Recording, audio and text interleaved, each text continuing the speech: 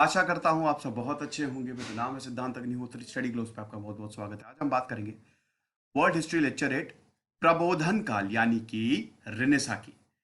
Renaissance की बात करें तो बहुत ही इंपॉर्टेंट टाइम है ये। और अभी तक 7 लेक्चर्स हो चुके हैं। वर्ल्ड हिस्ट्री में पढ़ा रहा हूँ। वर्ल्ड हिस्ट्री तो ऑलरेडी कवर्ड है, बट ये बेसिकली मॉडर्न हिस्ट्री है। ठीक है, तो एक एक चीज मैं कवर करता हुआ चलूंगा। हमारे चैनल को जरूर सब्सक्राइब करें। अगर आपको इससे मदद मिलती है तो हमको बहुत अच्छा लगता है। तो दोस्तों रेनेसा की बात करते हैं। रेनेसा बेसिकली ये जो शब्द है ये आया फ्रांस से। ठीक है, इसका मतलब ही होता है पुनर्जागरण, रीबर्थ। समझ रहे हैं? अब पुनर्जागरण किसका, किसको जगाना है, किसका रीबर्थ? देखिए, एंशियंट, मिडिल और मॉडर्न एज। ठीक है, एंशियंट मैंने पूरी कवर की है। एंशियंट एज क्या? 5th सेंचुरी से पहले सिविलाइजेशन, सभ्यताओं सभ्यताओं का उदय।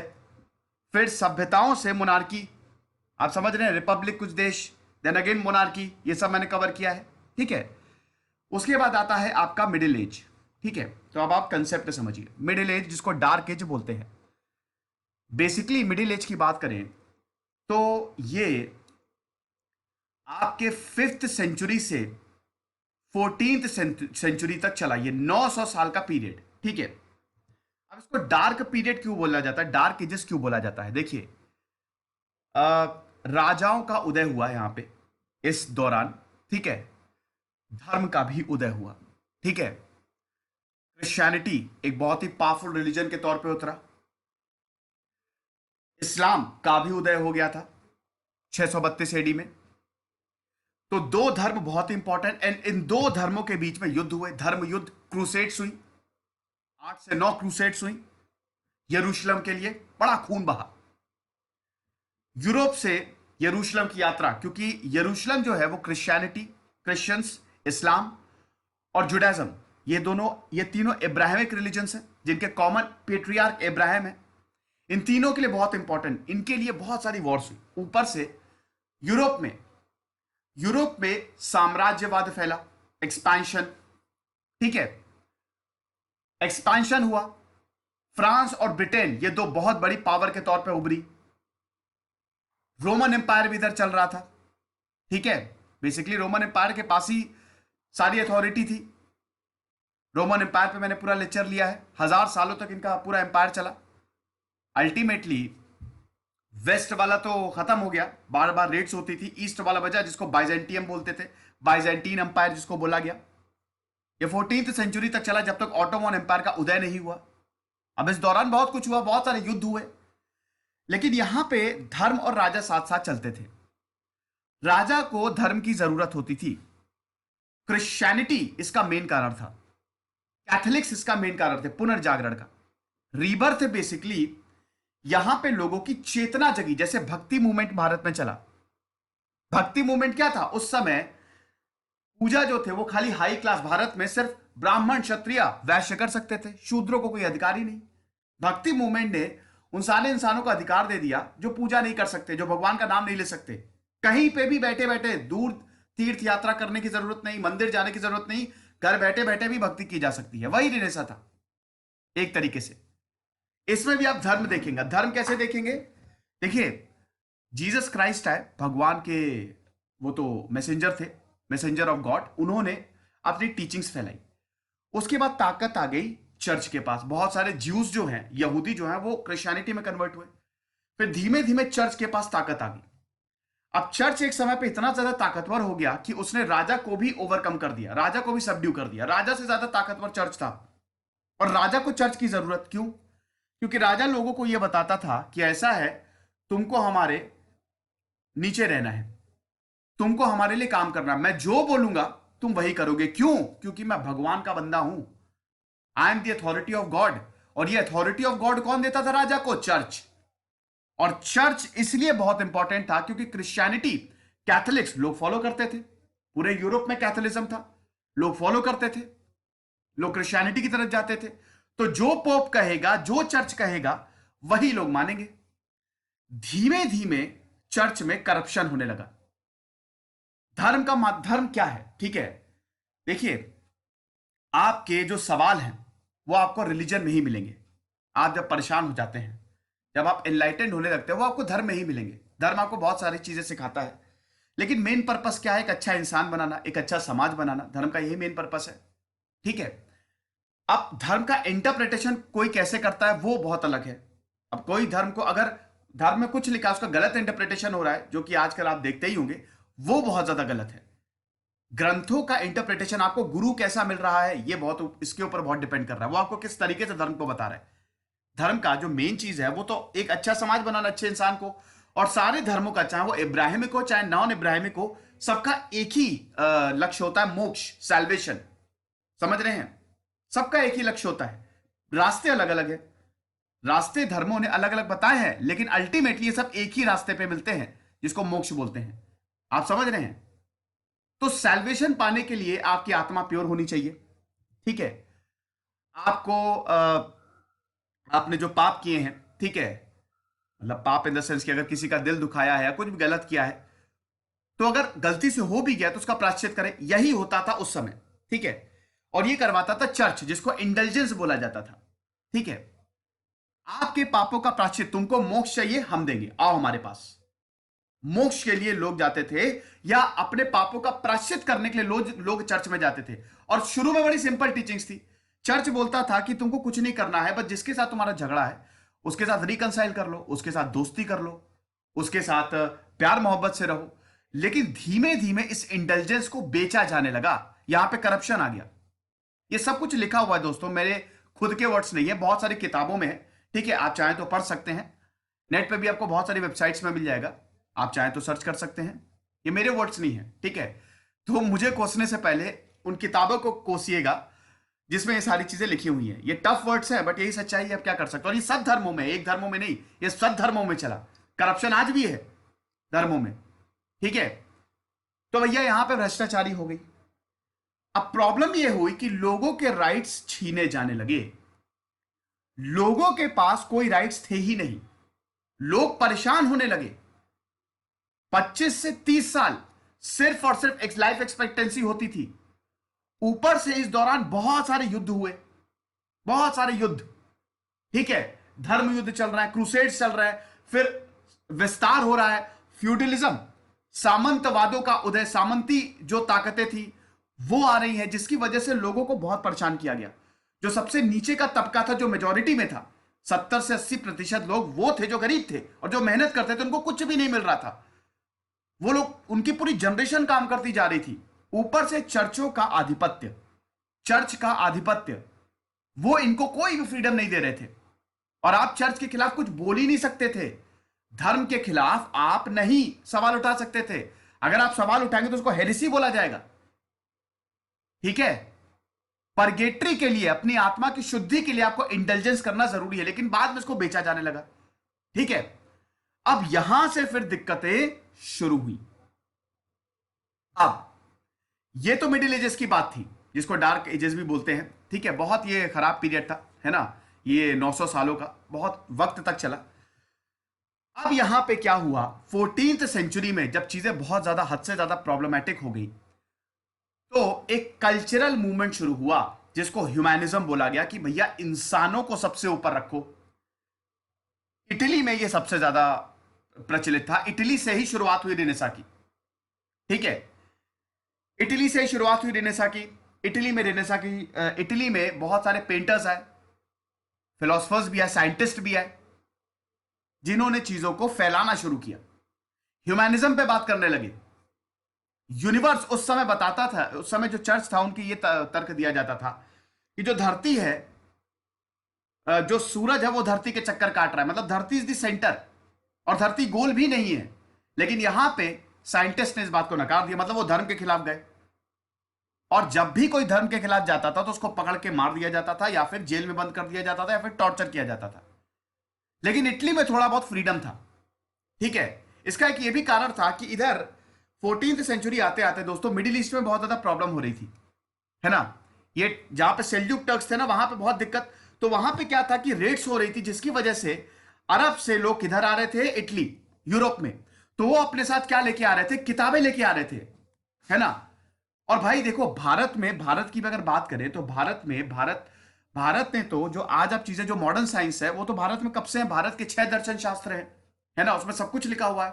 तो किताबें, वो जो ज्ञान है वो भी अरब पढ़ के गए। अरब से जो है वो भारत आए, इनको इस ज्ञान को लिया, फिर वो गए अपने यहाँ, और उसके बाद उन्होंने मेडिकल साइंस और बहुत सारी चीजों की इन्वेंशन की। एक्चुअली में भारत का सबसे बड़ा योगदान है। और यही जो राइटिंग्स है वो यूरोप आ रही थी 14th सेंचुरी में। ठीक है, लोग भाग भाग के आ रहे थे क्योंकि अटैक्स बहुत ज्यादा हो रहे थे। तो यहां पे जब लोगों ने पढ़ना शुरू किया, जब बड़े बड़े फिलोसफर्स ने पढ़ना शुरू किया, तो उन्होंने अपनी थीसिस दी, अपने विचार दिए। फिर 1450 में प्रिंटिंग प्रेस गुटेनबर्ग ने ये इन्वेंट कर दी। अब पहले लिखना होता था, सब चीज लिखी जाती थी, लेकिन अब सब कुछ प्रिंट हो रहा है।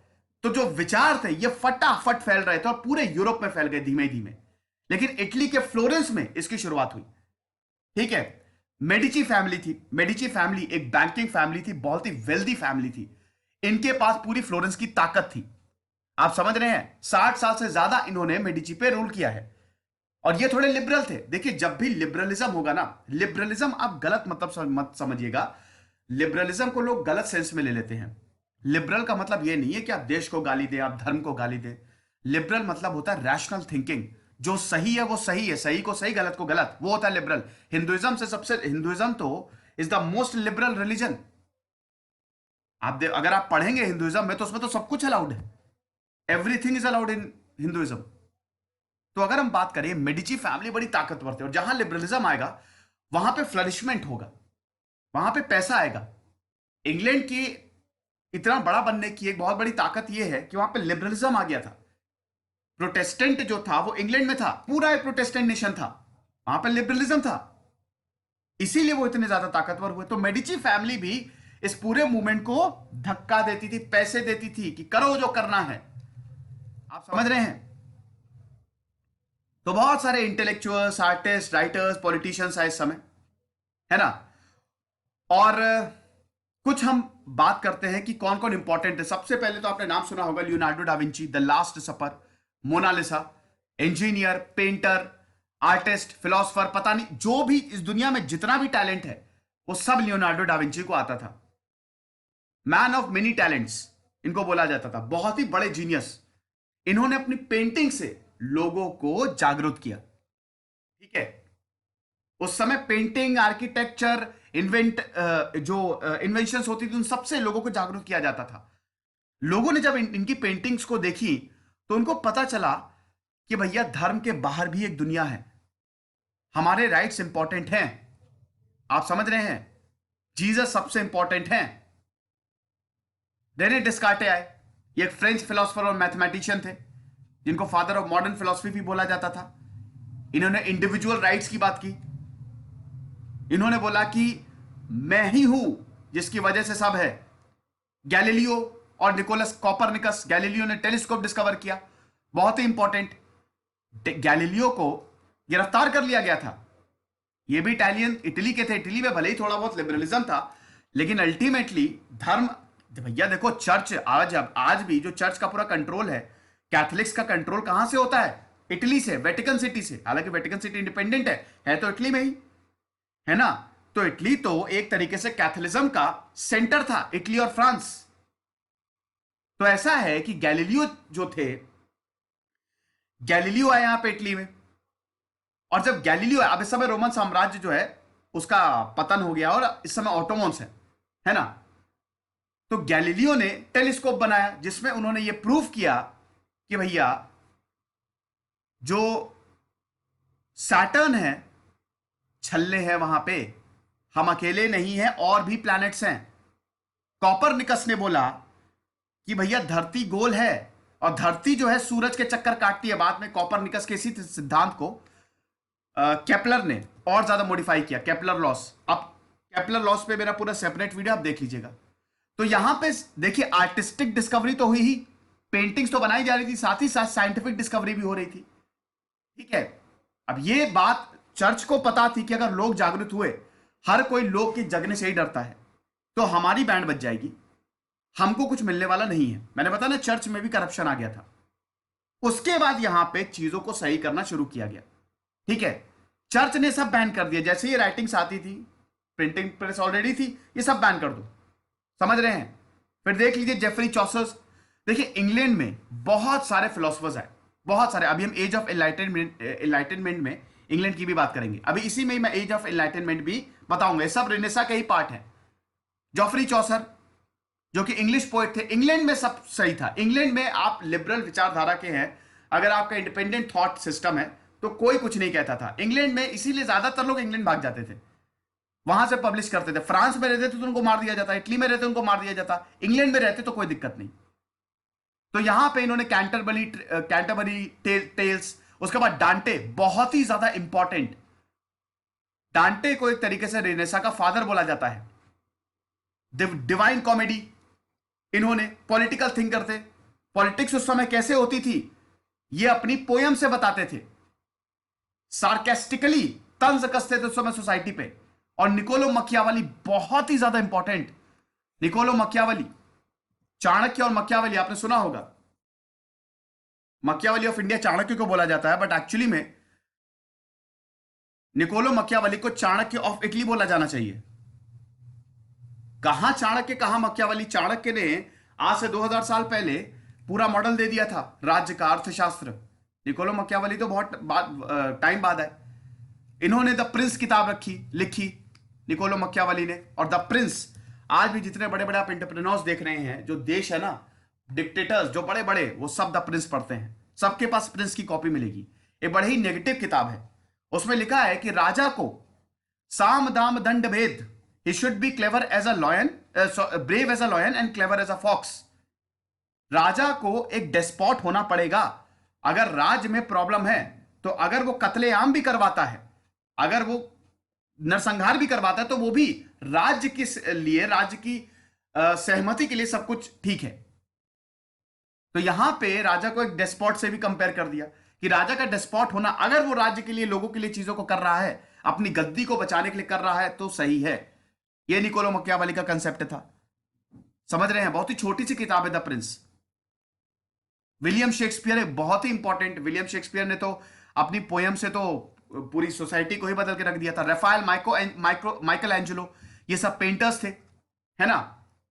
तो ये तो बहुत सारे आर्टिस्ट, बड़े न्यू आइडियाज आए।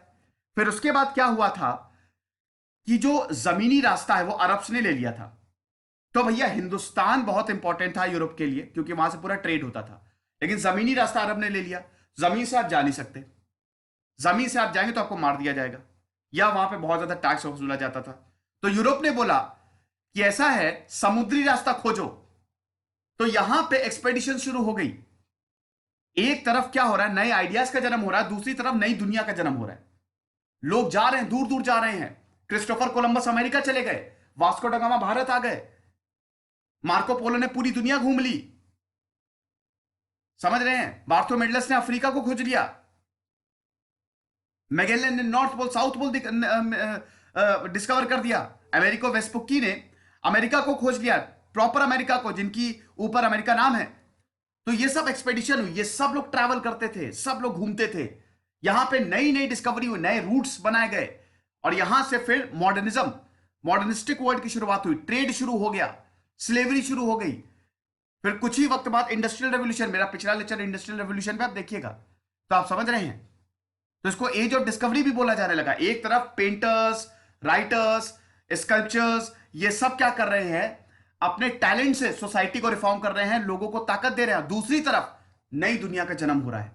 नए, अब देखिए दोस्तों क्या होता था कि जब ये यूरोपियंस कहीं पे भी जाते थे, तो भाई जिस देश में जा रहे, जैसे भारत है तो भारत का लिटरेचर स्टडी करते थे, तो किताबों का, लिटरेचर का आदान प्रदान हो रहा है। यह बहुत बड़ी बात, लोगों ने नई नई चीजें पढ़ना शुरू की, और ज्यादा उनका दिमाग खुला, और ज्यादा वो रैशनल माइंडेड होते गए। पहले उनका दिमाग बिल्कुल, जब आप पढ़ते नहीं है तो आपका दिमाग सिकुड़ जाता है, आपकी जो छोटी सी दुनिया है वही आपको सच्चाई लगने लगती है। लेकिन जब आप पढ़ते हैं तो आपका दिमाग एक यूनिवर्स की तरह एक्सपैंड होता है। बिग बैंग हुआ ना, वैसे ही। फिर प्रोटेस्टेंट का उदय, बहुत ही सबसे इंपॉर्टेंट, मार्टिन लूथर, एक जर्मन पादरी थे, जर्मन मॉन्क थे। ये क्या किया इन्होंने, उस समय मैंने आपको बताया ना कि हेरेसी, अगर आप धर्म के खिलाफ जा रहे हैं, हेरेसी, इंटेलिजेंस को बेचा जाने लगा बाद में, तो भैया इसके खिलाफ मार्टिन लूथर ने आवाज उठा दी। मार्टिन लूथर बोलने लगे कि भैया ये क्या है, विटेनबर्ग चर्च के बाहर 95 थीसिस, 95 सवाल लिख के, पेपर में लिख के 95 सवाल जो है वो गाड़ के आ गए। इन सारे सवालों के जवाब दो चर्च, तुम इन सारे सवालों के जवाब दो, उस पर बहस होगी। अब ये प्रोटेस्टेंट रिफॉर्मेशन शुरू हो गया। नाम ही है ना प्रोटेस्टेंट, प्रोटेस्ट कर करके आए हैं ये। कैथोलिक्स को प्रोटेस्ट करते थे। कैथोलिक्स क्या कहते थे? पोप सबसे इंपॉर्टेंट है। प्रोटेस्टेंट मानते हैं पोप नहीं इंपॉर्टेंट है, हम पोप को मानते ही नहीं, पोप तो एक इंसान है। हम सबसे ऊपर जीसस क्राइस्ट को मानते हैं। हालांकि कभी प्रोटेस्टेंट गलत नहीं बोलते, लेकिन इनका ये मानना है बेसिक टीचिंग्स ऑफ क्रिश्चियनिटी, ठीक है।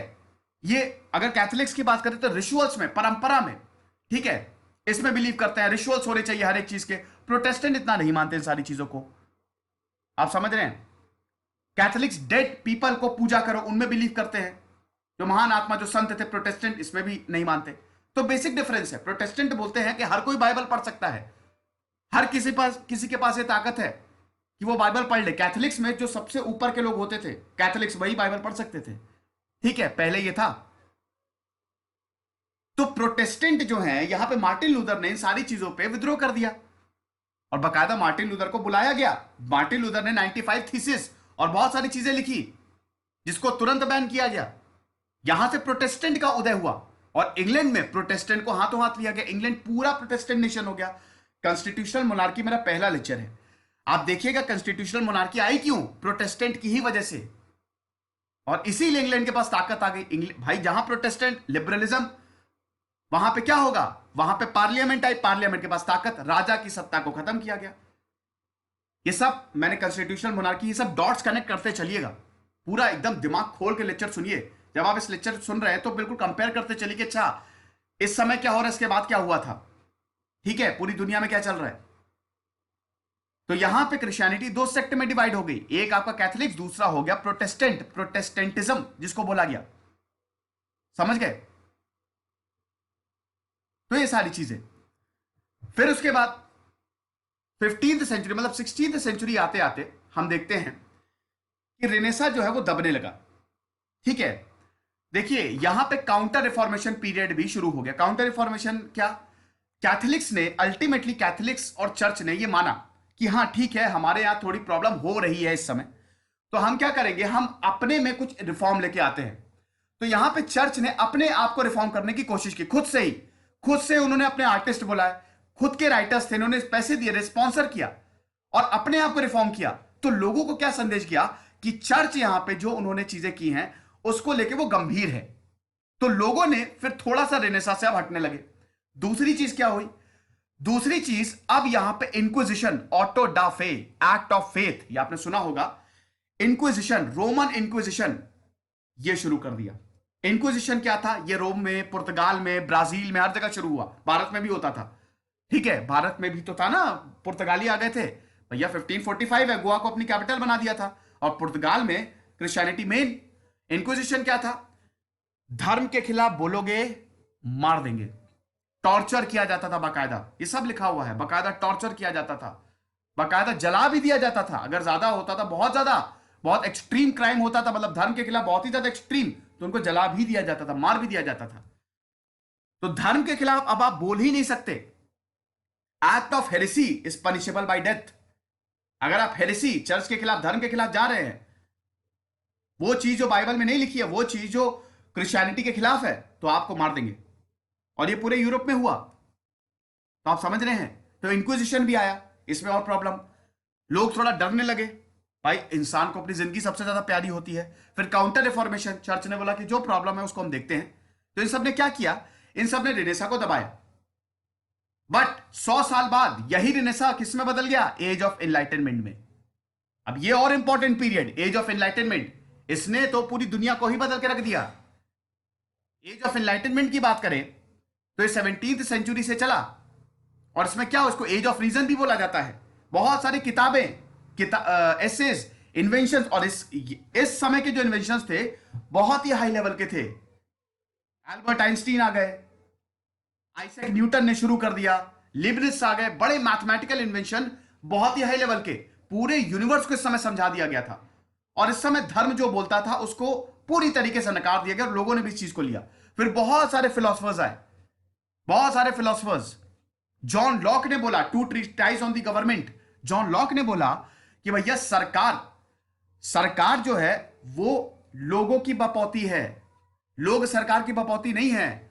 सरकार जो है वो लोग चलाते हैं, सरकार खाली केयर टेकर है, लोग चुनते हैं और लोगों के पास नेचुरल राइट्स हैं, सरकार उनको ऐसे नहीं कर सकती। सेपरेशन ऑफ पावर की बात की जॉन लॉक ने, प्रॉपर्टी की बात की, सीधा सामंतवाद पे हमला किया जॉन लॉक ने।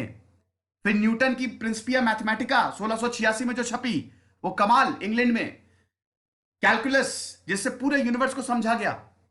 ठीक है, मॉन्टेस्क्यू आए, again balance of power, Rousseau आए, सेपरेशन ऑफ पॉलिटिक्स, वोल्टायर आए। ठीक है, द सोशल कॉन्ट्रैक्ट, रूसो की हालत ये थी कि भैया देखो समाज और सरकार एक दूसरे से कॉन्ट्रैक्ट में है। ठीक है, यहां पे इंडिविजुअलिज्म को बहुत ज्यादा बल दिया गया कि अरे इंसानों, तुम्हारे खुद के बहुत बड़े राइट्स हैं, तुम्हारे पास बाकायदा राइट्स हैं, तुम्हारे खुद के अधिकार हैं, तुम इन लोगों की बातों में मत आओ, तुमको नेचर ने अधिकार दिए हैं। यही जॉन लॉक ने बोला। थॉमस हॉब्स आए, जिसकी वजह से इतने बड़े बड़े विचार आए, जिसकी वजह से क्या हुआ, रेवोल्यूशन आया।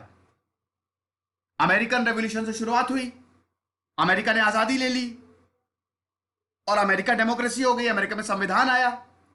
और वो संविधान कैसा था, डेमोक्रेटिक, पूरा डेमोक्रेटिक। बिल ऑफ राइट्स, जो कि आज फंडामेंटल राइट्स से जाना जाता है, वो इंट्रोड्यूस किया गया अमेरिका में। फिर इसी दौरान 1789 में फ्रेंच रेवोल्यूशन आ गया। सब मैंने कवर किया, देख लीजिएगा, प्लेलिस्ट निकाली, देख लीजिए।